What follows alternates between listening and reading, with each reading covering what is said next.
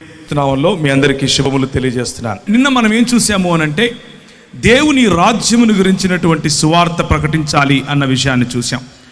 నిన్న మనం ఏం చూసాము అనంటే మన ప్రభువుకు కలిగినటువంటి ప్రత్యక్షత, మన ప్రభు అయినటువంటి యేసు క్రీస్తుకు ఉన్నటువంటి ఈ పరిశుద్ధాత్మ యొక్క అభిషేకము ఏమిటి అనంటే, ఆయన ప్రభువు ఆత్మ నా మీద ఉన్నది, బీదలకు సువార్త ప్రకటించుటకై ఆయన నన్ను అభిషేకించెను, చెరలో ఉన్న వారిని విడుదలకును, గ్రుడ్డి వారికి చూపును కలుగునని ప్రకటించుటకును, నలిగిన వారిని విడిపించుటకును, ప్రభువు హితవత్సరము ప్రకటించుటకును ఆయన నన్ను పంపియున్నాడు అన్న విషయాన్ని మనం చూసాం. అదే దేవుని యొక్క లేకపోతే ప్రభు అయినటువంటి యేసు క్రీస్తు శరీరముగా పిలువబడినటువంటి మనము, ఆయన తల మీద ఆయన మనకు శిరస్సుగా ఉన్నాడు అన్నటువంటి సత్యమును ఎరిగినటువంటి మనము, ఆయనను అభిషేకించినటువంటి పరిశుద్ధాత్ముడు ఏ విశాల దర్శనము కోసం, ఏ విశాలమైనటువంటి దృక్పథం కోసం ఆయనను అభిషేకించాడో అదే అభిషేకపు నూనె, అదే అభిషేక తైలము సహోదరులు ఐక్యత కలిగి ఉండుట ఎంత మేలు, ఎంత మనోహరము. అది అహరోను తల మీద పోయబడి తన గడ్డము మీదుగా కారి తన చొక్కాయి అంచుల వరకు, అంటే మొత్తము శరీరాన్ని నింపేటటువంటి, మొత్తము శరీరాన్ని తడిపేటటువంటి పరిశుద్ధాత్ముని యొక్క అభిషేకమును గురించి మనం మాట్లాడుకుందాం. పరిశుద్ధాత్ముని యొక్క అభిషేకము కారణంగా మన ప్రభు అయినటువంటి యేసుక్రీస్తు తండ్రి కుమార పరిశుద్ధాత్ములుగా తను తాను బయలుపరుచుకున్నటువంటి ఏకదేవుని యొక్క ఈ ప్రణాళికను మనం అర్థం చేసుకునే ప్రయత్నం చేద్దాం. ఆ ప్రణాళికలో నువ్వున్నావు, ఆ ప్రణాళికలో నేను ఉన్నాను. ఆయన శరీరములో భాగముగా మనము ఆయన పనిని, ఆయన మనకిచ్చినటువంటి ఈ బృహత్తరమైనటువంటి కార్యాన్ని, ఆయన రాజ్య స్థాపనను గురించి మాట్లాడుకోబోతున్నాం. ప్రభు అయిన యేసుక్రీస్తు మరి మొట్టమొదటిసారిగా తన పరిచర్యలోనికి రావటానికి ముందు ఇదే లూకా సువార్త 4వ అధ్యాయంలో ఆయన అభిషేకం గురించి మాట్లాడుకున్నాం. ఈ 4వ అధ్యాయంలోనే 4వ వచనం నుంచి కనుక మనం చూసినట్లయితే ఆయన అంటున్నాడు, మొదటి వచనం నుంచి, యేసు పరిశుద్ధాత్మ పూర్ణుడై యోర్దాను నది నుండి తిరిగి వచ్చి 40 దినములు ఆత్మచేత అరణ్యములో నడిపింపబడి అపవాది చేత శోధింపబడెను. ఆ దినములలో ఆయన ఏమీయూ తినలేదు. అవి తీరిన తరువాత ఆయన ఆకలిగొనగా అపవాది, నీవు దేవుని కుమారుడవైతే రొట్టె అగునట్లు ఆ రాతితో చెప్పుమని ఆయనతో చెప్పెను. అందుకు యేసు, మనుష్యుడు రొట్టె వలన మాత్రమే కాదు జీవించడు అని వ్రాయబడి ఉన్నదని వారికి ప్రత్యుత్తరం ఇచ్చెను. అప్పుడు అపవాది ఆయనను తీసుకొని పోయి భూలోక రాజ్యములన్నిటినీ 1 నిమిషములో ఆయనకు చూపించి, ఈ అధికారమంతయు నీ రాజ్యముల మహిమని నీకిత్తునని, అది నాకు అప్పగింపబడి ఉన్నది, అది ఎవనికి నేను ఇవ్వగోరుదునో వానికిత్తును, కాబట్టి నీవు నాకు మ్రొక్కితివా, ఇదంతా నీదగునని ఆయనతో చెప్పెను. నీ దేవుడైన ప్రభువుకు మొక్కి ఆయనను మాత్రమే సేవింపవలను అని వ్రాయబడి ఉన్నదని వాడికి ఉత్తరము ఇచ్చెను. పిమ్మట ఆయనను యెరూషలేమునకు తీసుకుని పోయి దేవాలయ శిఖరమునకు నిలబెట్టి, నీవు దేవుని కుమారుడవైతే అక్కడ నుండి క్రిందికి దూకుము, నిన్ను కాపాడుటకు నిన్ను గూర్చిన తన దూతలకు ఆజ్ఞాపించునని నీ పాదముప్పుడైనను రాతికి తగులకుండా వారు నిన్ను చేతులతో ఎత్తుకొందురు అని వ్రాయబడి ఉన్నదని వాడితో చెప్పాను. అందుకు యేసు, నీ దేవుడైన ప్రభువును శోధింపవలదు అని చెప్పబడి ఉన్నదని వానికి ప్రత్యుత్తరమిచ్చెను. అప్పుడు యేసు ఆత్మ బలముతో గలిలయకు తిరిగి వెళ్ళెను. ఆయనను గూర్చిన సమాచారము ఆ ప్రదేశమందంతటయు వ్యాపించెను. ఆయన అందరి చేత ఘనత నొంది వారి సమాజ మందిరములలో బోధించుచు వచ్చెను. పరిశుద్ధాత్ముడు ప్రభు అయిన యేసుక్రీస్తు యొక్క పరిచర్య, ప్రభు అయిన యేసుక్రీస్తు యొక్క రాజ్య విస్తరణను గురించినటువంటి సువార్త ప్రకటించడానికి ముందు ఆయనకు ఇచ్చినటువంటి తర్బీదు, ఆయనకు ఇచ్చినటువంటి అభిషేకం, ఆయనను నింపినటువంటి తన సన్నిధి, ఆయనకి ఇచ్చినటువంటి ప్రతి రంగములోనూ ఏ విధముగా ఆయన వాక్య బలము చేత సాతానును ఎదిరించాలి, వాక్య బలము చేత సాతాను యొక్క దుర్గములను పడద్రోయాలి, వాక్య బలము చేత ఈ దేవుని రాజ్యమునకు వ్యతిరేకముగా వచ్చే ప్రతి ఆలోచనను చెరపట్టి క్రీస్తు పాదాల దగ్గరికి, అంటే స్వయంగా తన పాదాల దగ్గరికి వాక్య బలము చేత తీసుకుని రావాలి అన్న విషయాన్ని నేర్పిస్తూ చెప్పినటువంటి మాట. మార్కు సువార్త 1వ అధ్యాయం మార్కు సువార్త 1వ అధ్యాయం ఇవే మాటలను అక్కడ మనం చూస్తాం. మరియు నీవు నా ప్రియకుమారుడవు, నీ యందు నేను ఆనందించుచున్నానన్న ఒక శబ్దము ఆకాశం నుండి వచ్చిన వెంటనే పరిశుద్ధాత్మ ఆయనను అరణ్యములోనికి త్రోసికొని పోయెను. ఆయన సాతాను చేత శోధింపబడుచు అరణ్యములో 40 దినములు అడవి మృగములతో నుండెను. మరియు దేవదూతలు అనుదినము ఆయనకు పరిచర్య చేయుచుండిరి. యోహాను చెరపట్టబడిన తరువాత యేసు కాలము సంపూర్ణమై ఉన్నదని, దేవుని రాజ్యము సమీపించి ఉన్నదని, మారు మనస్సు పొంది సువార్త నమ్ముడని చెప్పి దేవుని సువార్త ప్రకటించుచు గలిలయకు వచ్చాడు. 2 సందర్భాలలోనూ అదే మాటలు. కానీ లూకా ఒక సందర్భంలో ఇవ్వనటువంటి డీటెయిల్స్, ఇవ్వనటువంటి ఎక్కువ వివరాలు లూకా ఇస్తున్నట్లుగా మనం చూస్తాం. యేసుక్రీస్తు ప్రభువు ఆయన అభిషేకింపబడటానికి, ఆయన చెరలో ఉన్న వారిని విడిపించటానికి, గుడ్డివారికి కన్నులు ఇవ్వటానికి, బీదలకు సువార్త ప్రకటించటానికి, దేవుని రాజ్య సువార్త ప్రకటించటానికి, తన మసీహత్వాన్ని లేకపోతే తన క్రీస్తు తత్వాన్ని ప్రకటించుకోవటానికి వచ్చినట్లుగా దేవుని వాక్యము చెబుతా ఉంది.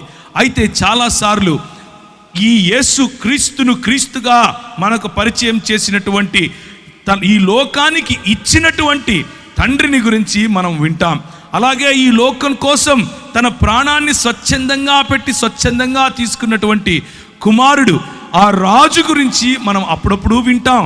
కానీ సువార్తలో, దేవుని రాజ్య సువార్తలో భాగమైనటువంటి, దేవుని రాజ్య సువార్తకు పునాది మరియు దేవుని రాజ్య సువార్తకు కొనసాగింపు మరియు దేవుని రాజ్యమును నిత్యత్వములో నిర్మించి తన తండ్రికి ఇచ్చేటటువంటి పరిశుద్ధాత్మను గురించినటువంటి మాటలు చాలా తక్కువగా సంఘములో వింటాం.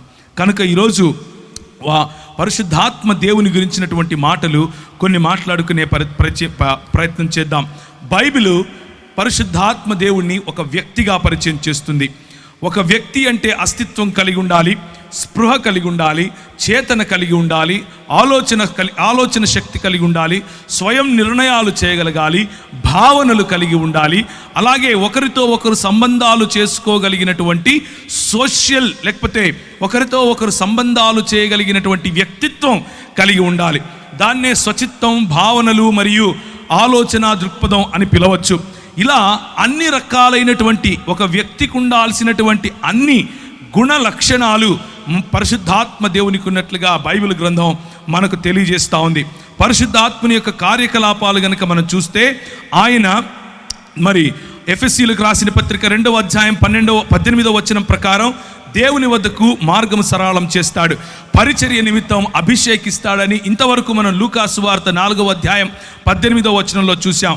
అలాగే మనకు దేవుని రాజ్యము పట్ల నిబద్ధత ఉంది, దేవుని యేసు క్రీస్తు పట్ల నిశ్చయత ఉంది అన్నటువంటి మాటను రోమీలకు రాసిన పత్రిక 8వ అధ్యాయం 15వ వచనం ప్రకారం మనకు గుర్తు చేస్తాడు. అలాగే 2వ పేతురు 1వ అధ్యాయం 20 నుంచి 21 ప్రకారం ఆయనే స్వయంగా మనకు వాక్యమును రచించి ఇచ్చాడని, ఆయన ప్రోత్సాహము లేకపోతే ఆయన ప్రేరేపణ ద్వారా మాత్రమే మనకు ఈ లేఖనము ఇవ్వబడిందని దేవుని వాక్యము చెబుతా ఉంది. అలాగే ఇలా చూసుకుంటూ పోతే విశ్వాసులకు జన్మనిస్తాడని, ఆయన పరిచర్యకు పిలుపునిస్తాడని, ఆయనే శుద్ధీకరిస్తాడని, ఆయనను మృతులలో నుండి లేపేవాడని, ఇలా చెప్పుకుంటూ పోతే పరిశుద్ధాత్మునికి దేవత్వము ఉన్న ప్రతి విషయములు, తండ్రికి ఉన్నటువంటి ప్రతి గుణలక్షణం, కుమారుడికి ఉన్నటువంటి ప్రతి గుణలక్షణం మరి పరిశుద్ధాత్మ దేవునిలోనూ మనం చూస్తాం. ఆయనను కేవలం ఒక శక్తిగా, ఆయనను కేవలం ఒక వీచే గాలిగా, ఆయనను కేవలం ఒక అగ్నిగా, ఆయనను కేవలం ఏదో ఒక వస్తువుగా చూడటం కాదు, ఆయన ఒక వ్యక్తిగా మనకు దేవుని వాక్యం పరిచయం చేస్తోంది. ఆయన ఒక వ్యక్తి, ఆయన మనతో మాట్లాడగలడు, ఆయన మనల్ని అభిషేకించగలడు, ఆయన మనల్ని పరిచర్యకు మరి ప్రిపేర్ చేయగలడు. ఆయన మనకు కావలసినటువంటి ప్రతి వనరులు, కావలసినటువంటి ప్రతి వరములు ఇవ్వగలిగినటువంటి అద్వితీయ దేవుడు అన్న విషయాన్ని మనం చూడబోతున్నాం. ఆయన మార్గదర్శనం చేస్తాడా? అవును చేస్తాడు. ఆయన విమోచిస్తాడా? అవును విమోచిస్తాడు. ఆయన మన ఆత్మీయ జీవితాన్ని నిర్మిస్తాడా? అవును నిర్మిస్తాడు. ఆయన పాపమును ఒప్పుకోలు చేయించి నీతి పట్ల మనకు మారు మనసు అనుభవం ఇస్తాడా? అవును ఆయనే ఇస్తాడు. ఇలా చూసుకుంటూ పోతే ఎన్నో గుణ లక్షణాలు, మన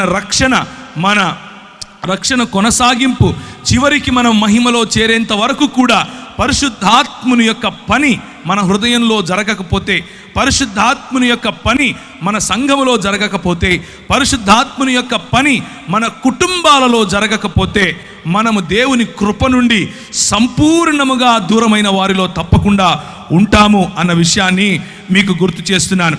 అయితే నా జీవితంలో జరిగినటువంటి ఒక సంఘటనను మీకు చెప్తాను. ఒకానొక సమయంలో, లేకపోతే నేను మా నాన్నగారు క్రైస్తవులు కాదు, కానీ మా అమ్మ క్రైస్తవురాలు. మా అమ్మ ఎక్కువగా క్యాథలిక్ సంఘాలకు వెళ్ళేది. నేను క్యాథలిక్ సంఘాల్లోనే మా పేరు పెట్టారు, క్యాథలిక్ సంఘాల్లోనే మేము ఎదిగాను. ఆ తర్వాత గుండ్లు కొట్టించుకుంటూ తిరిగే టైపు, అంటే వేలాంకనికి వెళ్ళటం, ఇలాంటి పరిస్థితి. నేను చిన్నతనంలోనే తల్లిని విడిచి హాస్టల్కి వెళ్ళిపోవటం, అక్కడ ఉండటం. ఆ తర్వాత 10వ తరగతి మా ఊరు కడప, మా ఊరికి తిరిగి రావటం. ఆ ఊరిలో భయంకరమైనటువంటి అల్లరి, భయంకరమైనటువంటి గొడవలు, భయంకరమైనటువంటి ఫ్యాక్షనిజంలో పడిపోవటం. అలా పడిపోయిన తర్వాత ప్రభువు నన్ను రక్షించటం, నీవు లోకమునకు వెలుగై ఉన్నావు అన్నటువంటి మాట చేత నా జీవితాన్ని మార్చటం. ఒకానొక సమయంలో మరి కోల్పోయినటువంటి సంబంధాల కారణంగా నేను దుఃఖిస్తూ ఉన్న సమయంలో ఒక వ్యక్తి నన్ను సంఘానికి తీసుకుని వెళ్ళటం, లేకపోతే ఒక యూత్ మీటింగ్కి తీసుకుని వెళ్ళటం. అక్కడ నేను ప్రభువును తెలుసుకోవటం, నీవు లోకానికి వెలుగై ఉన్నావు అన్న విషయాన్ని ఆయన గుర్తు చేసి ఆయన నా జీవితంలో రక్షణ సువార్తను, నా జీవితంలో దేవుని రాజ్య సువార్తను ఆయన నాటినప్పుడు నా జీవితం మారిపోయింది. నేను ఈ దేశానికి ఒక కళంకంగా ఉండాల్సింది పోయి, నేను నాకున్నటువంటి దూకుడు స్వభావం కారణంగా నా దేశానికి, నా కుటుంబానికి, స్వయంగా నా జీవితానికి భయంకరమైనటువంటి ఒక మచ్చగా మిగలాల్సింది పోయి, కనీసం ఇప్పుడు దేశానికి ఏమీ పెద్ద ఉద్ధరించకపోయినప్పటికీ కనీసం నన్ను చూసి నా కుటుంబం కానీ నా దేశం కానీ సిగ్గుపడే అవస్థలో లేకుండా ఉన్నాను. దానికి కారణం ప్రభు అయినటువంటి యేసు క్రీస్తు. అలా నా జీవితాన్ని కొనసాగించే సమయంలో నేను వాడేటటువంటి డ్రగ్స్, నేను తాగేటటువంటి అన్ని లోకంలో ఉన్న ప్రతి గొడవ, లోకంలో ఉన్నటువంటి ప్రతి అలవాటు ఆయన తీసివేశాడు. ఒకానొక సమయంలో నేను ప్రార్థన చేసుకుంటున్నాను. ఒకానొక సమయంలో ఒక రోజంతా గడిపి ప్రభు దగ్గర సమయం గడిపి ఉపవాసములో ఆయన నుంచి శక్తి పొందుకోవాలి, ఆయన నుంచి పరిచర్యను గురించినటువంటి ఒక దర్శనం పొందాలి, అసలు ప్రభువు నా పట్ల కలిగిన ప్రణాళిక ఏంటి అని ఒకరోజు నేను హైదరాబాద్లో ఉన్నటువంటి నారాయణగూడ బ్యాప్టిస్ట్ చర్చ్కి వెళ్ళాను. ఆ బ్యాప్టిస్ట్ చర్చ్లో ప్రేయర్ టవర్లో కూర్చుని ప్రార్థన చేస్తున్నాను. ప్రార్థన చేస్తున్న సమయంలో విపరీతమైనటువంటి ఒక కాంతి, విపరీతమైనటువంటి ఆ కాంతిని నన్ను ఆవరించటం, నేను తెలియని భాషలలో మాట్లాడటం, యేసుక్రీస్తు ప్రభువు యొక్క ఆవరణ, యేసుక్రీస్తు ప్రభువు యొక్క సన్నిధి, పరిశుద్ధాత్ముని యొక్క కృమరింపు నా జీవితంలో నేను గమనించాను. పరిశుద్ధాత్ముడు నన్ను తాకినప్పుడు, పరిశుద్ధాత్ముడు నా పైన బలంగా వీచినప్పుడు నేను తట్టుకోలేకపోయాను. నా హృదయం పులకించిపోయింది, నా శరీరం పులకించిపోయింది. నేను కళ్ళు మూసుకొని ఉన్నాను. నేను ఒక గొప్ప దర్శనం చూస్తున్నాను.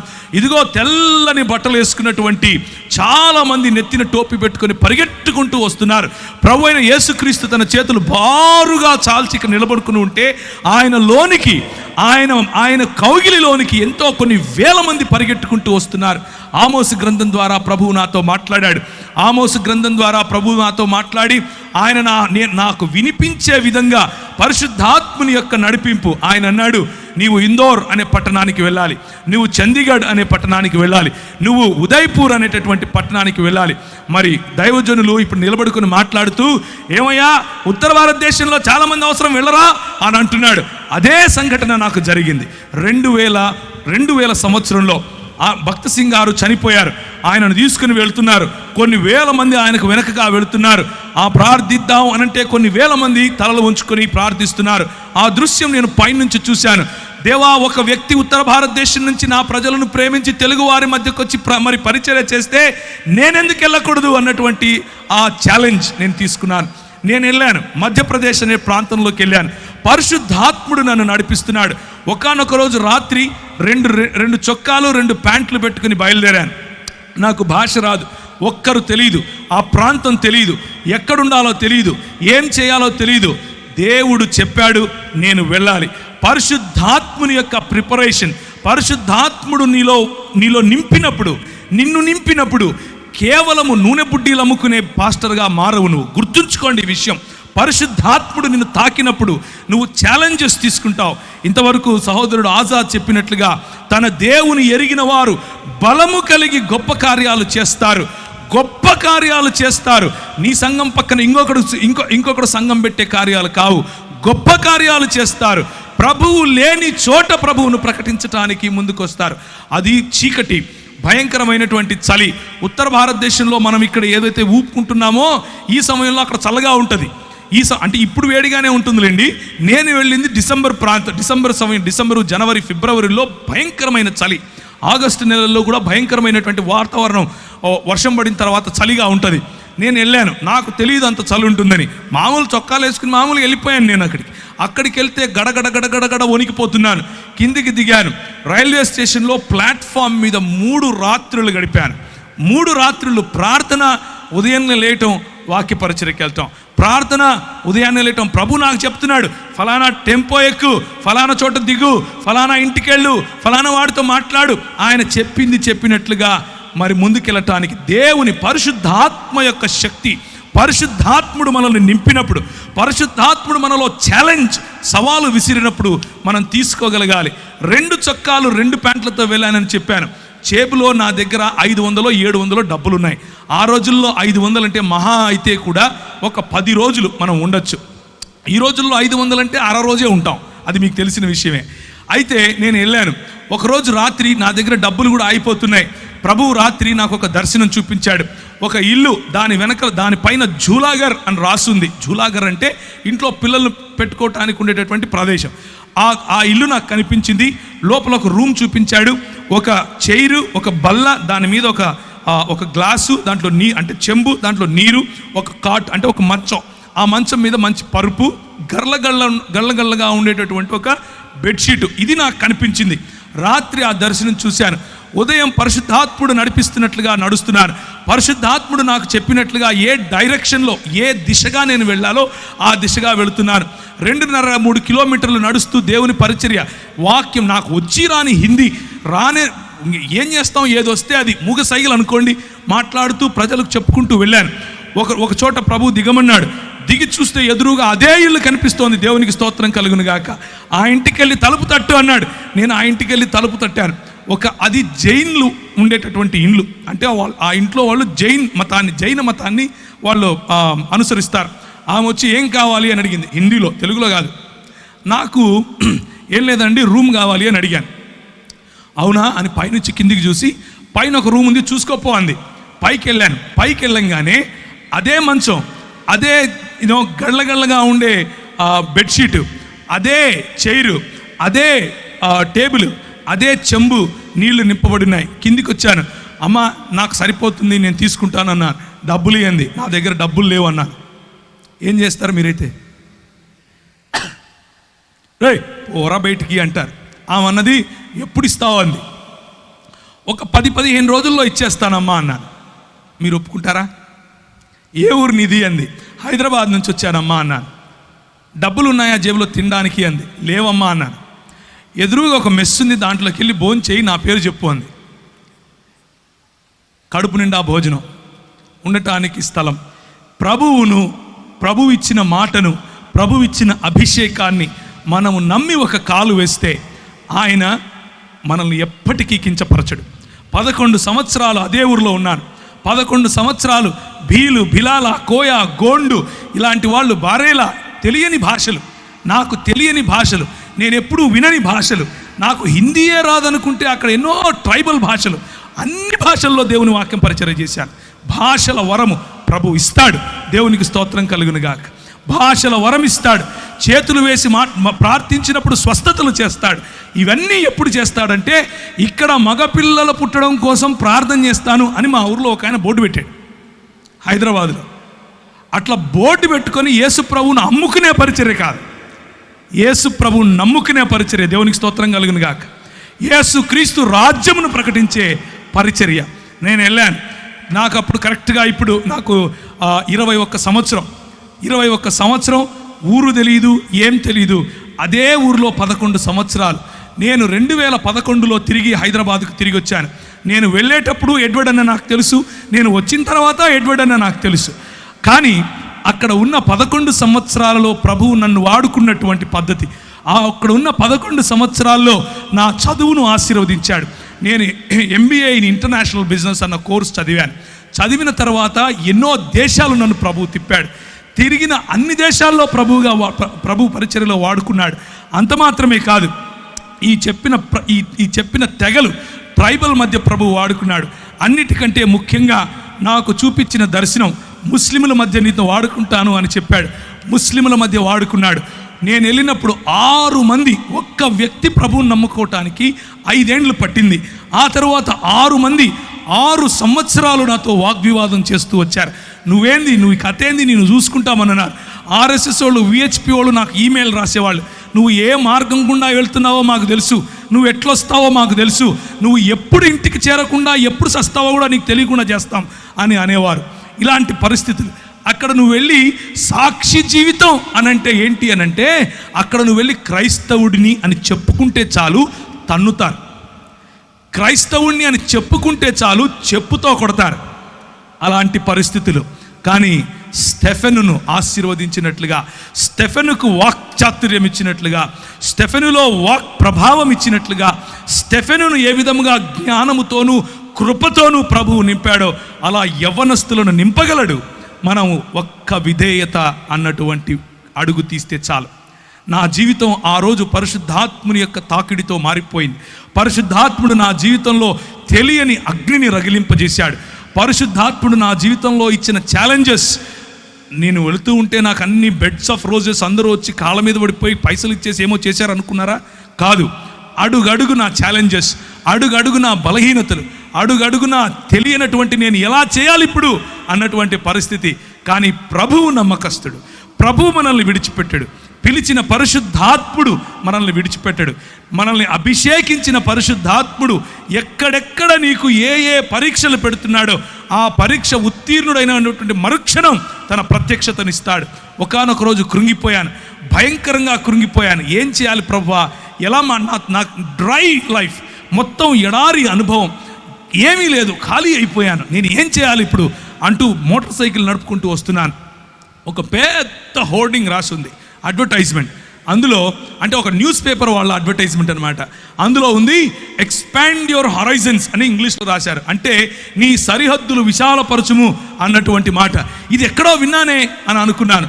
న్యూస్ పేపర్ వాడు బైబిల్ చెప్తున్నాడు ఏంటి, అది కూడా మధ్యప్రదేశ్లో, అది కూడా క్రైస్తవులు అంటే భయంకరమైనటువంటి వివక్ష. అలాంటి చోట ఇంత పెద్ద హోర్డింగ్ ఎవరు పెట్టారు? ఇంటికెళ్ళాను. ఇంటికెళ్ళి ఎక్కడుంది ఆ వాక్యం అని చూశాను. యెబ్బేజు చేసిన ప్రార్థనను ప్రభువు చూపించాడు. నా సరిహద్దులను విశాలపరచుము అని ఆయన చేసినటువంటి ప్రార్థన నాలో ఒక అగ్నిని తిరిగి ప్రభు ఇవ్వటానికి ఆ వాక్యం సహాయపడింది. నేను ఎందుకు ఈ మాటలు చెప్తున్నాను అనంటే, పరిశుద్ధాత్ముడు రియల్, పరిశుద్ధాత్ముడు నిజమైనటువంటి దేవుడు. పరిశుద్ధాత్ముడు మనతో మాట్లాడగలడు. పరిశుద్ధాత్ముడు మనల్ని తాకగలడు. పరిశుద్ధాత్ముడు మనకు శక్తినివ్వగలడు. కొంతమంది పరిశుద్ధాత్ముని పేరట చేసే గారడీల కోసం మీరు ఆయనను నిజమైన దేవుణ్ణి మర్చిపోకండి. కొంతమంది చేసే గారడీల కారణంగా పరిశుద్ధాత్ముని వెక్కిరింపులకు పాలవుతున్నాడు. కానీ నిజానికి ఆయన నీతిని న్యాయమును జరిగించు దేవుని రాజ్య స్థాపనకు నిన్ను వాడుకోగలడు. ఒకానొక రోజు 2003 నుంచి 2005 ప్రాంతాల్లో రాజస్థాన్ మరియు మధ్యప్రదేశ్ బార్డర్స్లో కొన్ని ఊర్లు ఉన్నాయి, నీమచ్, మందసౌర్ అనే ఊర్లు. ఆ ఊర్లలోకి మమ్మల్ని ప్రభు నడిపించాడు. అక్కడ ఉన్నటువంటి అతి ప్రాముఖ్యమైన సమస్య ఏమిటి అని అంటే, ప్రజలు వాళ్ళ ఇంట్లో ఆడపిల్ల పుడితే చాలా సంతోషిస్తారు, గంతులు వేస్తారు, నాట్యాలు చేస్తారు. ఎందుకబ్బా అని అనుకుంటే, దేవి పుట్టింది, మా ఇంట్లో దేవి పుట్టింది అని అంటారు. ఏంటి ఇంతకు దేవి పుట్టింది అంటున్నారు? ఇంతకు మంచి సంస్కృతి ఎక్కడి నుంచి వచ్చింది వీళ్ళకి మన దేశంలో అని అనుకున్నాం. కానీ నిజమేంట్రా అని చూస్తే, ఆ అమ్మాయి 12 ఏళ్ళు వచ్చిన తరువాత, మొట్టమొదటిసారి పుష్పవతి అయిన తరువాత, వాళ్ళ సొంత నాన్న, వాళ్ళ సొంత అన్న పోయి వీళ్ళ మధ్యలో పింపులుగా పనిచేసి, అంటే బడవలుగా పనిచేసి ప్రజలను, కస్టమర్లను పట్టుకొస్తారు ఈ అమ్మాయికి. ఇది ఆ సంస్కృతి, ఈ విష సంస్కృతి. ఏంటి ఈ విష సంస్కృతి అని అంటే, నువ్వు ఈ కులంలో పుట్టావు, నీ పనే నీ ఒళ్ళు అమ్ముకోవటం, 12 ఏళ్ళు దాటంగానే నీ ఒళ్ళు అమ్ముకొని తీరాలి అని చెప్పి నేర్పించినటువంటి సంస్కృతి. ఆ సంస్కృతిలో మేము అక్కడ ఉన్నటువంటి గవర్నమెంట్ అధికారుల దగ్గరికి వెళ్ళాం కొంతమందిని కలిసి. అయ్యా, మరి ఇలాంటి బాంచడా మరియు బేడియా అనే సమాజాలు ఉన్నాయి, వారి మధ్య వెలుగు లేదు, వారి మధ్య విద్య లేదు, వారి మధ్య పడుపు వృత్తి ఉంది, తెలియనటువంటి రోగాలు, సెక్షువలీ ట్రాన్స్మిటింగ్ డిసీజెస్ ఎన్నో వస్తున్నాయి, ఎలా చెయ్యాలయ్యా అని అంటే ఆయన అంటాడు, అది వారి కర్మ. ఏంటది? కర్మ. నీకెందుకయ్యా? ఏ దేశం నుంచి వచ్చావు నువ్వు? ఏ రాష్ట్రం నుంచి వచ్చావు నువ్వు? వాళ్ళకు నిధులు మేమెందుకు ఇవ్వాలి? అది వాళ్ళ వృత్తయ్యా, వాళ్ళు సంపాదించి ట్యాక్సులు కడతారు మాకు అంటాడు. ప్రభువా, ఏం చేయాలి? పరిశుద్ధాత్ముని శక్తి, పరిశుద్ధాత్ముని బలం ప్రభుత్వాలతో కూడా మాట్లాడటానికి మనకు శక్తినిస్తుంది. ఆ 2003లో చూసినటువంటి ఆ సన్నివేశం మా మనసులో నిండిపోయింది. మేమందరం కలిసి ఒక ప్రణాళిక తీసుకొని వచ్చాం. ఈరోజు 2019కి వేలకు పైగా ఆ బాంచడా సమాజానికి చెందిన వారు, చదువుకున్న వారు ఉన్నారు. వేలకు పైగా పడుపు వృత్తిని వదిలేసిన వారు. వారి మధ్యలో స్కూళ్ళు స్థాపించాం, వారి మధ్యలో ఆలయాలు స్థాపించాం, వారికి పరిశుద్ధాత్మ దేవుణ్ణి పరిచయం చేశాం. పరిశుద్ధాత్మ దేవుడు కొంతమందికి అయితే వారిలో ఉన్న భయంకరమైన రోగాలు, నువ్వు సస్తావు, నువ్వు బ్రతకవు అని డాక్టర్లు చెప్తే చెయ్యి వేసి ప్రార్థన చేస్తే ప్రభు వారిని లేపాడు. స్త్రీలు, చిన్నపిల్లలు వెళ్ళి ప్రార్థన చేస్తే వారికి స్వస్థత. ఇలాంటివి ఎన్నో కార్యాలు పరిశుద్ధాత్మ దేవుడు బోర్డు పెట్టుకొని అమ్ముకోవాల్సిన అవసరత లేకుండా చేయగలిగినటువంటి గొప్ప దేవుడు పరిశుద్ధాత్మ దేవుడు. ఆయన 3 రకాలుగా ప్రభు అయిన యేసు క్రీస్తుకు మరి అపవాది చేసినటువంటి పరీక్షలో గెలవటానికి అధికారం, లేకపోతే గెలవటానికి సామర్థ్యాన్ని ఇచ్చాడు. మొట్టమొదటిది వాక్యపరమైనటువంటి ఆన్సర్ ఏమిటి అని అంటే, నీకున్న ఆధారం ఏంటి? నాకున్న ఆధారం భోజనం. నీకున్న ఆధారం ఏంటి? భౌతికపరమైనటువంటి ఆశీర్వాదం. భౌతికంగా నీకు రొట్టెలిస్తాను, భౌతికంగా నీకు ఇల్లిస్తాను, భౌతికంగా నీకు కావలసిన ప్రతి అక్కర తీరుస్తాను, నీ అక్కర్లన్నీ తీర్చడానికి నేను ఆధారంగా ఉంటాను, నువ్వు వస్తావా అని యేసుక్రీస్తు ప్రభువును శోధిస్తే, ప్రభువు పరిశుద్ధాత్ముని శక్తి, పరిశుద్ధాత్ముని తోడు కారణంగా ఆయన అంటాడు, నా ఆధారం దేవుడు మాత్రమే. నీ రొట్టెలతో నేను బ్రతకను, దేవుని నోట నుంచి వెలువడే ప్రతి వాక్యము చేత నేను బ్రతుకుతాను. దేవునికి స్తోత్రం కలుగును గాక. I will defeat you with the power of the Holy Spirit. I will defeat you with the power of the word of God. దేవుని యొక్క వాక్యపు శక్తి చేత, దేవుని యొక్క పరిశుద్ధాత్ముని శక్తి చేత నీ ఆధారాన్ని నేను తీసి పారేస్తాను, ఎందుకంటే నా ఆధారం దేవుడు అని చెప్పాడు. రెండవ పరీక్ష యేసు ప్రభువుకు పెట్టినది ఏమిటి అని అంటే ఆరాధన అన్నటువంటి పరీక్ష. ఆరాధన అన్నటువంటి పరీక్షను కూడా ప్రభు అయిన యేసు క్రీస్తు అనంటే అంకిత భావం ఎవరికి చూపిస్తావు నువ్వు? నాకు మొక్కు చాలు అని అన్నాడు. ప్రభు అంటాడు, నా అంకిత భావం నా తండ్రి అయినటువంటి దేవునికి మాత్రమే నేను ఇస్తాను, నేను ఆయనకు మాత్రమే ఇస్తాను, నేను ఆయన మాత్రమే అనుసరిస్తాను. దేవుని వాక్యపు శక్తి, పరిశుద్ధాత్ముని యొక్క శక్తి అపవాదిని ఓడగొట్టింది. ఆయనకిచ్చినటువంటి మూడవ పరీక్ష ఏమిటి అని అంటే అధికారం. నీకు నేను అధికారం ఇస్తాను, ఇదిగో చూడు, సర్వ ప్రపంచము నా దగ్గరే ఉంది, ఈ ప్రపంచం పైన నేనే అధికారిని, నీకు ఈ అధికారం ఇచ్చేస్తాను, నువ్వు నా దగ్గరికి రా.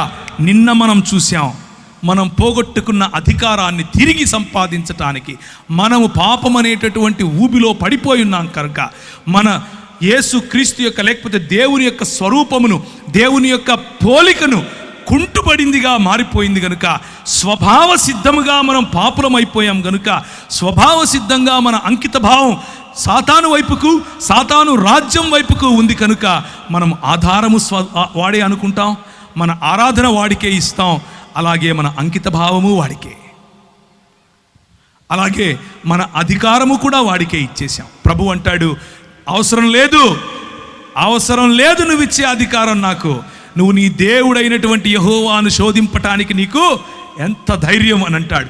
అధికారం నాది, నేను అధికారం తిరిగి తీసుకోవటానికే వచ్చాను, నేను నా రాజ్యమును స్థాపించటానికే వచ్చాను. నువ్వు అనుకుంటున్నావు ఈ రాజ్యములన్నీ నీవని, నువ్వు అనుకుంటున్నావు ఈ రాజ్యముల పైన నాకు అధికారం ఉందని, కానీ ఈ రాజ్యముల పైన నీకు ఎవరైతే అధికారం ఇచ్చారో నా పిల్లలు, నా అనుయాయులు, వారిని నేను సాక్షులుగా నిలబెట్టబోతున్నాను, వారికి నేను సంచకరువుగా పరిశుద్ధాత్మనిచ్చి వెళ్ళబోతున్నాను. నాకు తోడుగా ఉండి నిన్ను ఓడించటానికి అవసరమైనటువంటి పరిశుద్ధాత్ముడు నేను వారికి ఇచ్చిపోతాను. నీవు నీ దేవుడైనటువంటి యెహోవాను శోధించటానికి నీకు అర్హత లేదు అని కొట్టి పారేశాడు. ఇది దేవుని రాజ్య సువార్త.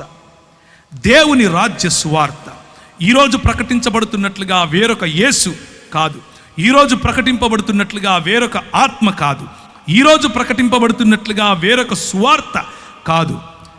మనము నమ్మేటటువంటి యేసు రాజైన యేసు, మనము నమ్మేటటువంటి యేసు రాజులకు రాజైన యేసు, మనము నమ్మేటటువంటి యేసు ప్రభువులకు ప్రభు అయిన యేసు, మనము నమ్మేటటువంటి యేసు దేవుళ్లకు దేవుడైనటువంటి దేవుడు. ఆయన రాజ్యమును స్థాపించటానికి వచ్చాడు, ఆయన స్థాపిస్తాడు. మనము నమ్మేటటువంటి, మనము అంగీకరించినటువంటి ఆత్మ, ఆయన వస్తే కింద పడిపోయి పూనకాలు వచ్చేది, ఆయన వస్తే గట్టి గట్టిగా ఇకిలిగా నవ్వేది, ఆయన వచ్చాడని చెప్పి గట్టి గట్టిగా కేరింతలు కొట్టి అవతలోని కొట్టేది, లేకపోతే ఒక ఆయన అంటాడు వామిటింగ్ ఆత్మ అంట, ఆయనకు పరిశుద్ధాత్ముడు వస్తే వామిటింగ్ వస్తుందంట. ఒక ఆయన అంటాడు పరిశుద్ధాత్మ వస్తే నేను అవతలోని తిడతానంటాడు, ఒక ఆయన పరిశుద్ధాత్మ వస్తే నేను సాతాను తిడతానంటాడు. ఎట్లా పడితే అట్లా. పరిశుద్ధాత్ముని శక్తి రాజ్య నిర్మాణానికి ఉపయోగపడుతుంది. పరిశుద్ధాత్ముని శక్తి నోరు తెరిచి మాట్లాడితే అవతలి వాడికి తర్కాన్ని నిర్వీర్యం చేస్తుంది. పరిశుద్ధాత్ముని శక్తి చేయుంచి ప్రార్థించకపోయినా చేతులు ఉంచితే చాలు స్వస్థత తీసుకొస్తుంది. పరిశుద్ధాత్ముని శక్తి యేసుక్రీస్తు యొక్క వర్చస్సును, యేసుక్రీస్తు యొక్క రాచరికాన్ని చాటుతుంది. పరిశుద్ధాత్ముని శక్తి ఈ లోకములో ఉన్నటువంటి, ఈ లోకనాథుడైనటువంటి అపవాది యొక్క క్రియలను లయపరుస్తుంది. పరిశుద్ధాత్ముని శక్తి మనకు స్వస్థతతో పాటు బుద్ధిని తీసుకొస్తుంది. పరిశుద్ధాత్ముని శక్తి గవర్నెన్స్ తీసుకొస్తుంది. పరిశుద్ధాత్ముని శక్తి అడ్మినిస్ట్రేషన్ నేర్పిస్తుంది. పరిశుద్ధాత్ముని శక్తి కేవలం చెక్క భజన నేర్పించదు. మనం ప్రకటిస్తున్నట్లుగా అప్పుడప్పుడు సంఘాల్లో టీవీలకెక్కి ప్రకటిస్తూ ఉంటారు ఈ రోజుల్లో. పరిశుద్ధాత్ముని శక్తిని అవహేళన పరచటం. మేము ప్రకటించినటువంటి వేరొక సువార్త ఏంటి? నువ్వు ఆయన దగ్గరికి వస్తే చచ్చిపోతే పరలోకం పోతావు, నువ్వు ఆయన దగ్గరికి వస్తే నేను చేయించుతాను, నీకు కొడుకు పుడతాడు, నువ్వు ఆయన దగ్గరికి వస్తే నీకు పెండ్లైపోతుంది, నువ్వు ఆయన దగ్గరికి వస్తే ఇంకేవేవో నోటికొచ్చిని. కానీ యేసుక్రీస్తే స్వయంగా ప్రకటించినటువంటి సువార్త మనం ఇంతవరకు చూసే మార్కు సువార్తలో ఆయన దేవుని రాజ్యం అన్నటువంటి సువార్తను ప్రకటించాడు. మతం కట్టడం కాదు. నన్ను సాక్షిగా ఉండటానికి ఉత్తర భారతదేశంకు వెళ్ళమన్నాడు. ఇంతకు సాక్షిగా ఉండాలంటే ఏం చేయాలి ప్రభువా అని ప్రార్థించాను. ప్రభువా, సాక్షిగా ఉండటం అంటే ఏంటి? సాక్షిగా ఉండటం అంటే మైకులు ఎత్తుకొని మాట్లాడడం మాత్రమేనా? సాక్షిగా ఉండడం అంటే ప్రభువు నన్ను ఆశీర్వదించి కొడుకు పుట్టించాడని చెప్పటమేనా? సాక్షిగా ఉండటం అంటే ఇదిగో నేను చచ్చిపోతూ ఉండే నన్ను లేపాడని చెప్పటమేనా? సాక్షిగా ఉండటం అంటే ఏంటి ప్రభువా, నాకు అర్థం వచ్చేలా చెప్పు అని అన్నాడు. నాకు మత్తయి సువార్త 28వ అధ్యాయం ఆఖరి వచనాలు చదువుతారా? మత్తయి సువార్త 28వ అధ్యాయం. కనుక మీరు సర్వలోకమునకు వెళ్ళి 16 నుంచి సమస్త జనులను 18 నుంచి చదువుదామా? అయితే యేసు వారి యొద్దకు వచ్చి, పరలోకమందును భూమి మీదను నాకు సర్వాధికారము ఇవ్వబడి ఉన్నది కాబట్టి మీరు వెళ్ళి సమస్త జనులను శిష్యులనుగా చేయుడి, తండ్రి యొక్కయు కుమారుని యొక్కయు పరిశుద్ధాత్మ యొక్కయు నామములోనికి వారికి బాప్తిసమిచ్చుచు నేను మీకు ఏ ఏ సంగతులను ఆజ్ఞాపించి తినో వాటన్నిటినీ గైకొనవలనని వారికి బోధించుడి. ఇదిగో నేను యుగ సమాప్తి వరకు సదాకాలము మీతో కూడా ఉన్నాను. అధికారము నాది, పరలోకములో అధికారము నాది, భూలోకములో అధికారము నాది, నీ పైన అధికారము నాది, నీ హృదయంలో నేను ఇప్పుడు రాజును. నువ్వు వెళ్ళు. ఎలా వెళ్ళాలి? ప్రతినిధిగా వెళ్ళాలి. నువ్వు మాట్లాడింది నేను మాట్లాడినట్లుంటుంది, నువ్వు చేయి పెడితే నేను చేయి పెట్టినట్లుగా ఉంటుంది, నువ్వు పలికితే నేను పలికినట్లుగా ఉండాలి, నీ ప్రవర్తన నా ప్రవర్తనలాగా ఉండాలి. నీ సాక్ష్యం అంటే నోరు తెరిచి ఒక మాట చెప్పి బయట జీవితంలో ఇంకొక జీవితం కాదు సోదరులారా. సాక్ష్యముగా జీవించటం, సాక్షిగా జీవించటం అనంటే ఆయన పరిచర్యను కేవలము మతపరమైనటువంటి 4 గోడల మధ్య మాత్రమే పెట్టటం కాదు ప్రియులారా. సాక్షి జీవితం అనంటే నీ వ్యాపారం ఆయనది, సాక్షి జీవితం అనంటే నీ రాజకీయం ఆయనది, సాక్షి జీవితం అనంటే నీ అడ్మినిస్ట్రేషన్ ఆయనది, సాక్షి జీవితం అంటే నీ కుటుంబం ఆయనది, సాక్షి జీవితం అనంటే నువ్వు ఏ ఏ రంగములో, ప్రభుత్వ రంగమైనా, వ్యాపార రంగమైనా, ప్రైవేటు రంగమైనా, మీడియా రంగమైనా, ఏ రంగంలో నువ్వు పనిచేసినా ఆయన నాకు ప్రభువు, ఆయన ప్రతినిధిగా నేను ఇక్కడున్నాను, ఆయన కొరకు నేను సంఘ స్థాపన, ఆయన కొరకు నేను రాజ్య స్థాపన చేయటానికి ఉన్నాను అన్నటువంటి దృక్పథము కలిగి ఉండటం. అందుకని ఆయన అంటాడు, జనములను ఏం చేయాలి? శిష్యులనుగా చేయాలి. జనములను అన్న చోట దేశములను, సంస్కృతులను, జన సమూహాలను అని కూడా తర్జుమా చేయొచ్చు. గ్రీకులో వాడినటువంటి పదము ఎత్నే అన్నటువంటి పదం, ఆ పదాన్ని అలా కూడా తర్జుమా చేయొచ్చు. మన పిలుపు ఒక దానియేలు పిలుపు, మన పిలుపు ఒక నెహెమ్యా పిలుపు, మన పిలుపు ఒక దావీదు పిలుపు, మన పిలుపు ఒక ఎస్తేరుకి ఇవ్వబడినటువంటి పిలుపు. మన పిలుపు కేవలము చెక్కభజన చేసే పిలుపు కాదు. మన పిలుపు కేవలం మతంలో ఉండటం కాదు. మన పిలుపు వాడి చేతి పని యందు నిపుణత గలవాడిని చూచితివా, వాడు అల్పుల ఎదుట కాదు రాజుల ఎదుట నిలబడును అని దేవుని వాక్యం చెబుతా ఉంది. ఆ పిలుపులో మనం ఉన్నాం అన్న విషయాన్ని జ్ఞాపకం చేసుకోండి. అపోస్తలుల కార్యములు మొదటి అధ్యాయం, అపోస్తలుల కార్యము మొదటి అధ్యాయం. ఆయన శ్రమపడిన తరువాత 40 దినముల వరకు వారికి అగపడుచు ఏం చెప్పాడు? మీరు ఒక మతం కట్టండి, మీరు వెళ్ళి చెక్క భజన చేయండి, మీతో పాటు నేను కూడా భజన చేస్తాను అన్నాడా? అది మన ఆత్మీయ జీవితంలో భాగం, కానీ అది మాత్రమే ఆత్మీయ జీవితం కాదు. ఆయన ఏమన్నాడు? దేవుని రాజ్య విషయములను గూర్చి బోధించుచు అనేక ప్రమాణములను చూపి వారికి తన్ను తాను సజీవునిగా కనపరుచుకొని దేవుని రాజ్యమును గురించినటువంటి విషయాలు. రాజ్యములో రాజు ఉంటాడు, రాజ్యములో సైన్యం ఉంటుంది, రాజ్యములో రాజుకు ప్రతినిధులు ఉంటారు, రాజ్యములో వనరుల వితరణ ఉంటుంది, రాజ్యములో వనరుల కేంద్రీకరణ ఉంటుంది, రాజ్యములో ఎకనామిక్స్ ఉంటాయి, రాజ్యములో సోషల్ సైన్సెస్ ఉంటాయి. ఏ విధంగా సామాజికంగా మనం ప్రజలను అట్టడుగునున్న వారిని బయటకు తీసుకొని రావాలి అన్న ఆలోచనలు ఉంటాయి. రాజ్యములో విద్యా, వైద్య, ఆరోగ్య రంగాలు ఉంటాయి. రాజ్యములో మీడియా ఉంటుంది. ప్రతి ఒక్క విషయము, ఒక జన సమూహానికి చెందిన ప్రతి ఒక్క విషయము రాజ్యములను గురించినటువంటి, దేవుని రాజ్యమును గురించినటువంటి విషయాలు వారికి ప్రభువు చెప్పాడు.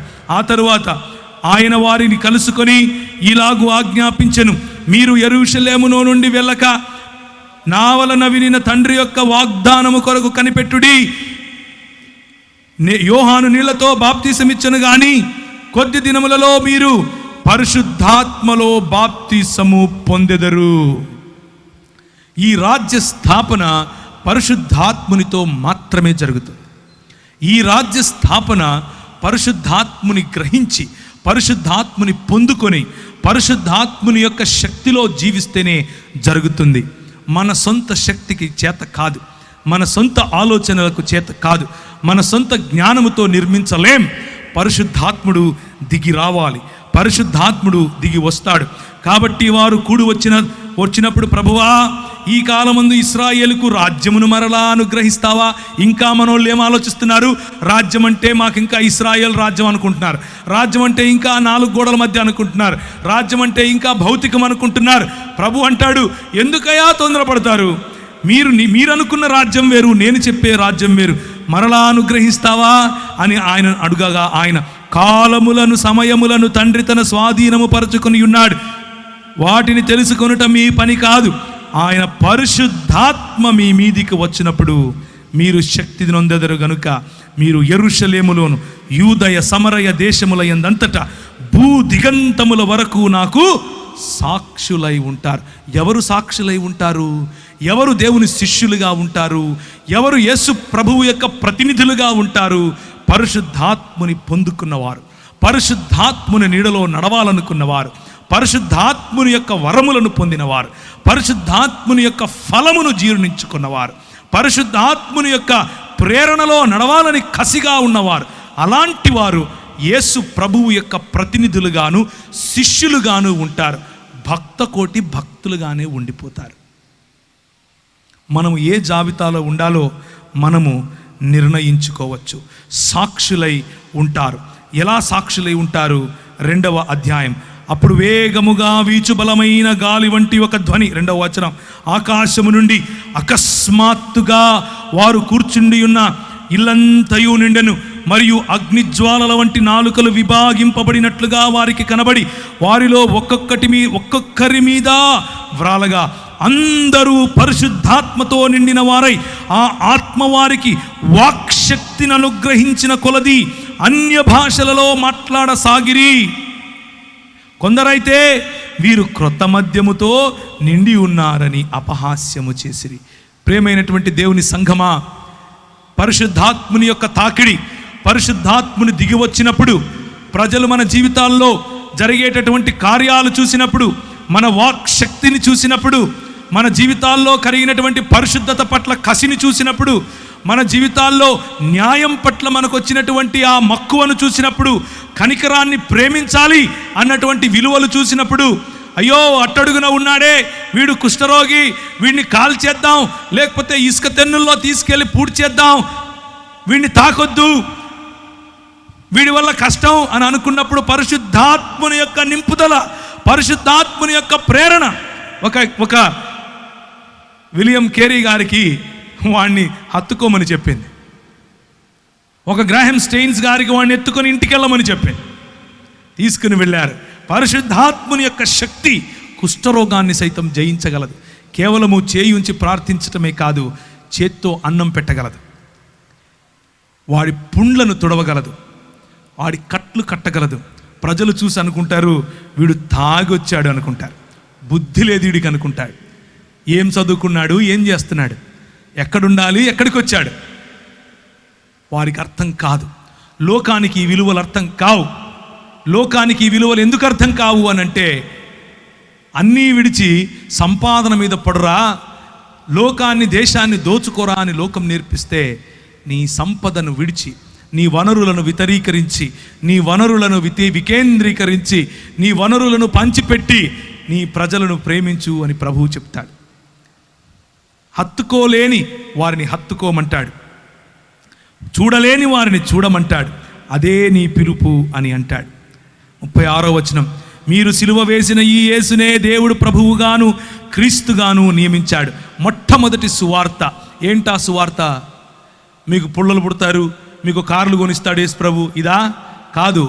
ప్రభువుగా దేవుడు నిర్ణయించాడు, ప్రభువుగా దేవుడు ప్రకటించాడు, ప్రభువుగా క్రీస్తుగా దేవుడు నియమించాడు.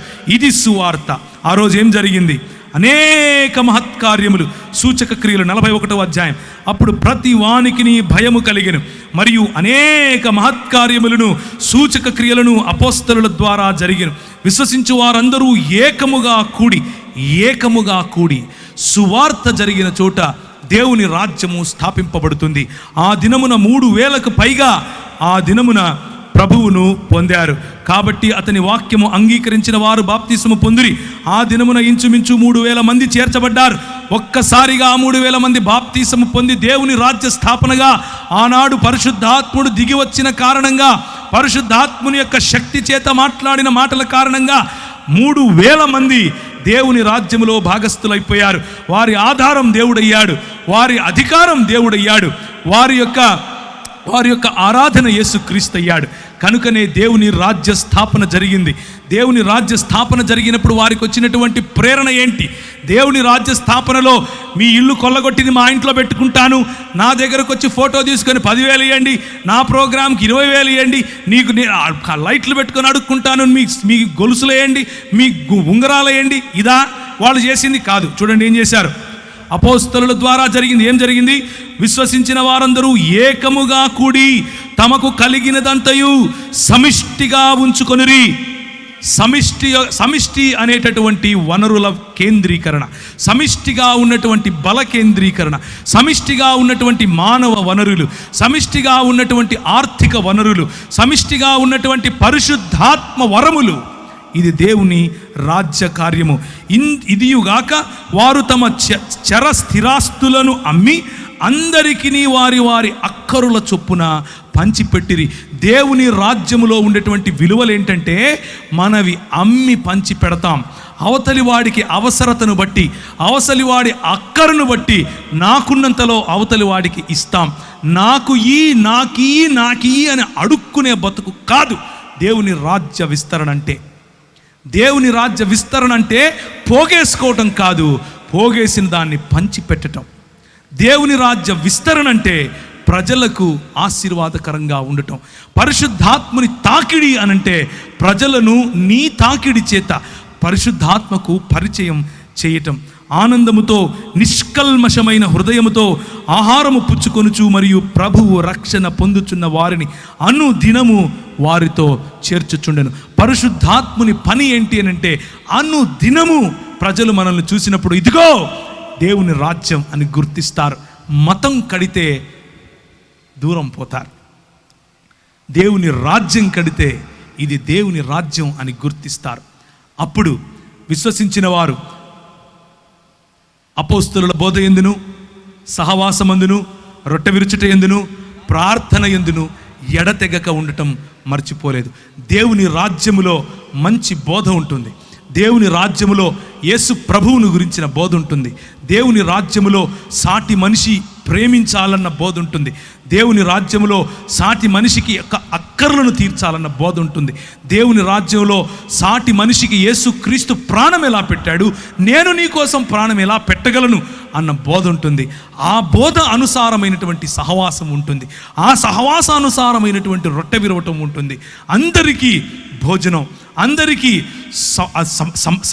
సామ్యవాదం, అందరికీ బట్ట, అందరికీ ఇల్లు, అందరికీ సౌఖ్యం, అందరికీ ప్రభువు యొక్క పిలుపు. అందరూ మరి ఆయన సంఘములో ప్రభువు ఇచ్చినటువంటి వనరులను తీసుకొని సంతోషముగా ఆయన కొరకు జీవించాలన్నటువంటి ఆశ కలిగి ఉండే రాజ్యము దేవుని రాజ్యము. అందుకనే పరిశుద్ధాత్ముడు మనల్ని నానా విధములైనటువంటి, 1 కొరింథీయులకు రాసిన పత్రిక 12వ అధ్యాయం, నానా విధములైనటువంటి కార్యములను కలవు గాని అందరిలోనూ అన్నిటినీ జరిగించు దేవుడు ఒక్కడే. ఆయన అందరి ప్రయోజనము కొరకు ప్రతివానికి ఆత్మ ప్రత్యక్షత అనుగ్రహింపబడుచున్నది. ఎలయనగా ఒకనికి ఆత్మ మూలముగా బుద్ధివాక్యము, మరి ఒకనికి ఆత్మను అనుసరించు జ్ఞానవాక్యము, మరి ఒకనికి ఆత్మ నుండే విశ్వాసము, మరి ఒకనికి ఒక్క ఆత్మ వలననే స్వస్థపరచు వరము, మరి ఒకనికి అద్భుత కార్యములు చేయు శక్తి, మరి ఒకనికి ప్రవచన వరము, మరి ఒకనికి ఆత్మల వివేచన, మరి ఒకనికి నానావిధ భాషలను మరి ఒకనికి భాషలకు అర్థము చెప్పు శక్తియు అనుగ్రహింపబడి ఉన్నది. ఇదంతా మనం తీసుకొచ్చి ఏం చేశాం? మతంలో పెట్టేశాం. ఆ భాషలు మాట్లాడతాను నేను, కానీ ఎక్కడ? కేవలము సంఘములోనే. ఏ గవర్నమెంట్ ఉద్యోగం చేస్తూ భాషలు మాట్లాడవా? ఏ బుద్ధివాక్యము నీ గవర్నమెంట్ ఉద్యోగంలో చేసే ఆ ఆఫీసులో చెప్పవా? ఒక ఆఫీసర్కు బుద్ధివాక్యం కావాలంటే నేను వచ్చి చెప్తానా, నువ్వు చెప్తావా? ఇలాగే 12వ అధ్యాయంలో చూడండి 28వ వచనము, మరియు దేవుడు సంఘములో మొదట కొందరిని అపోస్తలుగాను, పిమ్మట కొందరిని ప్రవక్తలుగాను, పిమ్మట కొందరిని బోధకులుగాను, అటు పిమ్మట కొందరిని అద్భుతములు చేయువారుగాను, తరువాత కొందరిని స్వస్థపరచువారుగాను, కృపావరములు గలవారుగాను, కొందరిని ఉపకారములు చేయువారుగాను, కొందరిని ప్రభుత్వములు చేయువారుగాను, కొందరిని నానా భాషలు. ప్రభుత్వములు చేయాలి, ఉపకారములు చేయాలి. ఇవన్నీ కేవలం ఎక్కడ చేయాలి? దేవుని యొక్క సంఘము అంటే 4 గోడలని మనం నిర్ణయించేశాం. దేవుని యొక్క సంఘం అంటే యేసు క్రీస్తు రాజ్యం. దేవుని సంఘం అంటే మనము 4 గోడల మధ్యకు వచ్చి చేసేటటువంటి ప్రతి ఆదివారపు కూడిక మాత్రమే కాదు. దేవుని సంఘం అంటే యావత్ ప్రపంచములోనూ క్రైస్తవ సంఘం ఎక్కడెక్కడైతే యేసు క్రీస్తును, ఆయనకే అంకిత భావం, ఆయనే మా ఆధారం, ఆయనే మా ఆరాధన అని ఎవరైతే జీవిస్తున్నారో వారందరూ సమిష్టిగా రాగలగటం, వారందరూ సమిష్టి వనరులను జతపరచగలగటం, వారందరూ సమిష్టిగా ఎక్కడెక్కడైతే ఆయన రాజ్య విస్తరణ జరగలేదో అక్కడక్కడ కొందరు కాపరులుగాను, అక్కడక్కడ కొందరు అపోస్తలుగాను, అక్కడక్కడ కొందరు భాషలు మాట్లాడేవారుగాను, అక్కడక్కడ కొందరు ప్రవచనములు చెప్పేవారుగాను, అక్కడక్కడ కొందరు అద్భుత కార్యములు చేసేవారుగాను, అక్కడక్కడ కొందరు మరి ప్రభుత్వములు చేసేవారుగాను, అలాగే మంచి కార్యములు ఉపకారములు చేసేవారుగాను ప్రభువు పంపించాడు. అలా కాదా మన దేశంలోనికి పరిశుద్ధాత్మని యొక్క వరము తీసుకుని రాబడింది?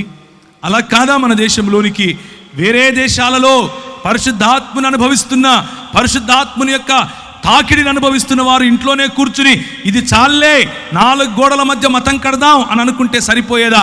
మన దేశానికి వచ్చారు. మన దేశంలో ఉన్నటువంటి తోమా గారు మొదలు పెడితే ఇప్పటి వరకు కొన్ని లక్షల మంది వారి ప్రాణాలను ప్రాణార్పణాలుగా పోశారు. పరిశుద్ధాత్ముడు మనల్ని అభిషేకించినప్పుడు ఛాలెంజెస్ తీసుకుంటాం. పరిశుద్ధాత్ముడు మనల్ని అభిషేకించినప్పుడు కేవలము మన టాలెంట్స్ 4 గోడల మధ్యే కాదు, సంత వీధులలో చాటుతాం, రాజుల ఎదుట చాటుతాం. దానియేలు నీకంటే నాకంటే దుర్భరమైన పరిస్థితి, ఒక దాసుని లాంటి పరిస్థితి. దానియేలు దాసుడిగా వెళ్ళాడు, తినటానికి లేదు, ఉండటానికి లేదు. దిగంబరులుగా దాసులకు ఎలా పెడతారో తెలుసా? పుట్టగోసిలాగా కేవలం ఇది మాత్రమే కప్పుతారు, మిగిలిందల్లా వాళ్ళు ఖాళీగానే ఉండాలి. అలాంటి దాసత్వంలోనికి వెళ్ళిన దానియేలును ఎక్కడ తీసుకుని వెళ్ళాడు ప్రభువు? 4 గోడల మధ్య మతం కట్టడానికి తీసుకెళ్ళాడా? దాసత్వములో దాసునికి ఏ హక్కు లేని దేశములో రాజుకు బుద్ధి చెప్పటానికి తీసుకెళ్ళాడు. మేనే టెకేలు ఫార్సిన్ అని చెప్పగలిగాడు. ఎలా చెప్పగలిగాడు? పరిశుద్ధాత్మ శక్తి, పరిశుద్ధాత్మ నింపుదల, పరిశుద్ధాత్ముని యొక్క ప్రేరణ, పరిశుద్ధాత్ముడిచ్చినటువంటి ధైర్యం. కేవలము 4 గోడల మధ్య మాట్లాడుకోవటం కాదు, ప్రపంచములో రాజుల ఎదుట మాట్లాడగలగటం, ప్రపంచములో లోక నాయకుల ఎదుట మాట్లాడగలగటం. నా ప్రజలు వారిని చంపటానికి వేసినటువంటి ఈ స్కీమ్ ఇది, వాళ్ళని చంపటానికి వీలు లేదు, వారి కోసం ఇదిగో ఈ ఫలానా వాడు వారికి వ్యతిరేకంగా ఒక పన్నాగం పన్నాడు అని చెప్పటానికి ఒక ఎస్తేరు కావాల్సి వచ్చింది. పరిశుద్ధాత్మని శక్తి రాజు ఎదుట నిలబడింది, ధైర్యంగా మాట్లాడింది, వ్యూహంతో ముందుకెళ్ళింది. వ్యూహం ఎక్కడి నుంచి వచ్చింది? పరిశుద్ధాత్ముడు ఇచ్చాడు. లేదండి 4 గోడలు కట్టుకొని లోపలే ఉంటామండి, అక్కడే పరిశుద్ధాత్ముడు వస్తాడండి. రాజు దగ్గరికి ఎలా వస్తాడండి? గవర్నమెంట్ ఉద్యోగం చేసేవాడికి ఎలా వస్తాడండి? వ్యాపారంలో పరిశుద్ధాత్ముడు ఎలా పనిచేస్తాడండి? ప్రియమైనటువంటి క్రైస్తవ సంఘమా, పరిశుద్ధాత్ముని డబ్బాలో పెట్టడానికి నువ్వెవడు, నేనెవడు?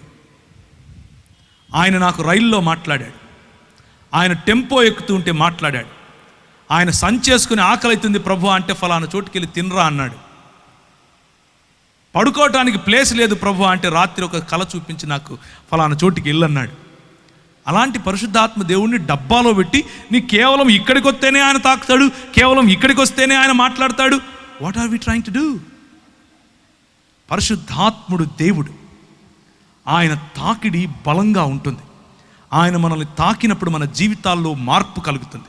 ఆయన మనల్ని తాకినప్పుడు మనకు వచ్చే ఒకే ఒక కసి, ఒకే ఒక లోపల నుంచి రగిలే అగ్ని ఏమిటి అని అంటే యేసు క్రీస్తు రాజ్యం. యేసు క్రీస్తు రాజ్యం ప్రకటింపబడాలి. యేసు క్రీస్తు రాజ్యం నా వ్యాపారంలో ప్రకటింపబడాలి, నా గవర్నమెంట్ ఉద్యోగంలో ప్రకటింపబడాలి, నా రాష్ట్రపతి దగ్గర ప్రకటింపబడాలి, నా రాజ్యంలో ఈ దేశంలో ఉన్న ప్రతి అధికారి దగ్గర ప్రకటింపబడాలి, ప్రతి కుటుంబంలో ప్రకటింపబడాలి, ప్రతి మీడియా ఛానల్లో ప్రకటింపబడాలి. ఇలా చూసుకుంటూ పోతే ప్రతి రంగములోనూ యేసు రాజ్యము రావాలి. కేవలము మతంలోనే కాదు.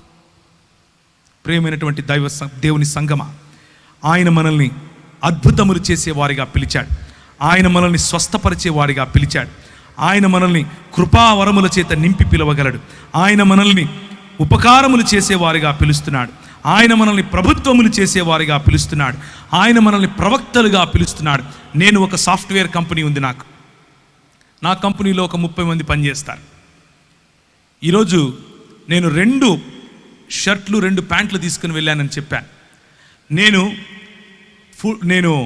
100% నా సాఫ్ట్వేర్ కంపెనీకి ఉదయాన్నే నేను బ్యాగ్ వేసుకుని వెళ్తూ ఉంటే నా భార్య అంటుంది, చర్చికి వెళ్తున్నావా, వెళ్ళరా అంటది. ఆరాధనకి వెళ్తున్నావా, మంచిగా వెళ్ళరా, మంచిగా ఆరాధన చెయ్యని చెప్తుంది. నేను వెళ్ళి పనిచేసే నా సాఫ్ట్వేర్ కంపెనీ కూడా దేవుని రాజ్యములో ఉపయోగపడాలి. దేవుని రాజ్యము అది, దానికి ప్రభువు దేవుడై ఉండాలి, దానికి ప్రభువు క్రీస్తై ఉండాలి. మేము నడిపించే సాఫ్ట్వేర్ కంపెనీలో దేవుని రాజ్య విలువలు కనిపించాలి. మాకందరికీ యేసు ప్రభువే బాస్ అయి ఉండాలి. నా క్యాబిన్లో ఒక పెద్దది రాసి పెట్టాను, మా అధికారి ఒక యూదుడైనటువంటి కార్పెంటరు అని, ఒక ఇంగ్లీష్లో ఉంటుంది, my boss is a Jewish carpenter అని. అది పెట్టాము అక్కడ. ఎందుకు అని అంటే నేను అధికారి కాదు, దేవుడు అధికారి. నా ఉద్యోగం, నా సంపాదన, దాంట్లో 10 రూపాయలు ఇచ్చేస్తాను, 100 రూపాయలు సంపాదించి నా పని అయిపోయింది అని చేతులు దులుపుకొని వెళితే భక్తుడు అంటారు. 100 రూపాయలు ఇదిగో ప్రభువా నువ్వు నాకు ఇచ్చావు. పరిశుద్ధాత్ముని పొందిన వాడు ఏం చేస్తాడు తెలుసా? దేవుని రాజ్యం కోసం ప్రతి పైసా ఖర్చు పెడతాడు. తన కుటుంబముతో సహా ప్రతి చోట దేవుని రాజ్యాన్ని చూస్తాడు. నా కారు నీది, నా ఇల్లు నీది, నా జీవితము నీది, నా శరీరము నీది, నా మనస్సు నీది, సంపూర్ణముగా పానార్పణముగా పోయబడతాను. ఇది పరిశుద్ధాత్ముడిచ్చే ఛాలెంజ్. ఇది పరిశుద్ధాత్ముని పిలుపు. పరిశుద్ధాత్ముడు పిలిస్తే ఇలా పిలుస్తాడు. కేవలం గెంతులేసి చప్పట్లు కొట్టేసి ఇంటికి వెళ్ళిపోయి మతంలో బతుకుతాను అని అనుకుంటే all the best to you brother, చాలా సంతోషం, భక్తుడిగా ఉండిపో, నిన్నెవరు కదిలించక్కర్లేదు. కానీ పరిశుద్ధాత్ముడు కదిలిస్తే ఏం చేస్తాడో తెలుసా? ఒక స్టెఫెనును లేపుతాడు. పరిశుద్ధాత్ముడు కదిలిస్తే ఏం చేస్తాడో తెలుసా? ఒక పౌలును లేపుతాడు. పరిశుద్ధాత్ముడు కదిలిస్తే ఒక శీలను లేపుతాడు. పరిశుద్ధాత్ముడు కదిలిస్తే ఒక తిమోతిని లేపుతాడు. పరిశుద్ధాత్ముడు కదిలిస్తే ఒక తీతును లేపుతాడు. ప్రతి ఒక్కరూ వారి జీవితాన్ని పానార్పణాలుగా పోశారు. నేను మాత్రం మతంలోనే ఉంటానని అనుకుంటే all the best, all the best brother. కనుక సంఘ స్థాపన, అడ్మినిస్ట్రేషన్, నెహెమ్యా దేవుని రాజ్య నిర్మాణంలో ఎవరితో మాట్లాడాడు? కేవలము సినగోగుల్లోకి వెళ్ళి కూర్చుని పరిశుద్ధాత్మని అభిషేకం వచ్చేసిందని చెప్పేసి ప్రార్థన చేసుకుని ఇంటికి వచ్చేసాడా? నో. పరిశుద్ధాత్మని తాకిడి, పరిశుద్ధాత్మని యొక్క శక్తి, పరిశుద్ధాత్మని ఆయన పొందిన తరువాత, పరిశుద్ధాత్ముడు ఆయనలో పనిచేసిన తరువాత ఆత్మవశుడై రాజుతో మాట్లాడాడు. తాకీదులు తీసుకుని బయలుదేరాడు. అరబ్బులు ఆయన దగ్గరికి వచ్చినప్పుడు సన్బల్లుటు ఆయనను చూసి అరబ్బులతో కూడి సన్బల్లుటుతో సహా ఆయనను మాక్ చేసినప్పుడు, ఆయనను నిందించినప్పుడు ఒక చేత ఖడ్గం పట్టాడు, ఇంకొక చేత తాపి పట్టాడు. దేవునికి స్తోత్రం కలుగునుగాక. నువ్వు చేసే పని దేవుని రాజ్యము నిర్మించాలి. నీ ఆలోచన దేవుని రాజ్యాన్ని నిర్మించాలి. నీ దృక్పథాలు దేవుని రాజ్య నిర్మాణం చేయాలి. ఒక నెహెమ్యా మనకు కావాలి, ఒక దానియేలు మనకు కావాలి, ఒక ఎస్తేరు మనకు కావాలి, ఒక స్టెఫెను మనకు కావాలి, మనకు ఒక ఎజ్రా కూడా కావాలి. ఎజ్రా కేవలము వాక్య పరిచర్య చేశాడు, పనిగా చేశాడు, పరిచర్యగా చేశాడు, కసితో చేశాడు. అలాంటి వారు మనకు కావాలి. ఆ దైవజనులు మనల్ని ఆశీర్వదించాలి, ఆ దైవజనులు మనకు ముందు నడిపించాలి. కానీ అంత మాత్రం సరిపోతుందా? వారు కావాలి, దానియేళ్ళు కావాలి, నెహెమ్యాలు కావాలి, రాజరికము చేసేటటువంటి దావీదులు కావాలి, రాజులకు కైసరు ఎదుట నేను మాట్లాడాలి, ఇదే నా జీవిత లక్ష్యం అని చెప్పుకున్నటువంటి పౌలు కావాలి, స్టెఫెనులు కావాలి. దేవుని రాజ్య విస్తరణ ప్రతి రంగంలో జరగాలి. అది పరిశుద్ధాత్ముని యొక్క తాకిడి, పరిశుద్ధాత్ముని యొక్క కృమ్మరింపు, పరిశుద్ధాత్ముని యొక్క ప్రభావముతో మాత్రమే మనం చేయగలుగుతాం. దయచేసి తలలు ఉంచండి, దేవుని వైపుకు చూద్దాం.